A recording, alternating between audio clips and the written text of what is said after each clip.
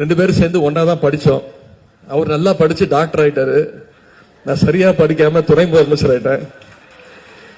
இந்த அந்த physically challenge person ஒருத்தன் நாச்சியப்பன் பாத்திர கடையில 2 கப்பை வாங்கிக்கிட்டு போய் அப்பா கிட்டையும் பையன்கிட்டையும் போய் கொடுத்தானே, என்னையா உளவுத்துறை நீங்க சொல்லுங்க? நடக்கலாமா இது ஒரு கவர்மெண்ட்ல? யாருங்க அவனுக்கு எப்படி இவங்களெல்லாம் ஏமாத்திர முடியும்னு ஒரு கான்பிடன்ஸ் இருந்தது. ஏங்க நமக்கெல்லாம் இத்தனை வருஷம் ஜேர்னலிஸ்ட்னு சொல்லி தெரியணும், நமக்கு தெரியலங்க, அவனுக்கு தெரியுதுங்க. டுபாகூர் கவர்மெண்ட் இதுன்னு தெரியுதுங்க அவனுக்கு. அதுவும் அப்பாவை பார்க்கும்போது ஒரு கப்பு, பையனை பார்க்கும்போது வேற கப்பு. அப்ப எந்த அளவுக்கு இந்த அரசாங்கம் இருக்கு பாருங்க. ஏங்க இது வெக்கப்பட்டிருக்க வேணாம்? ஆமா, பேக்ரவுண்ட் செக் பண்ணணும். சிஎம் கோவப்பட்டிருக்க வேணாம்?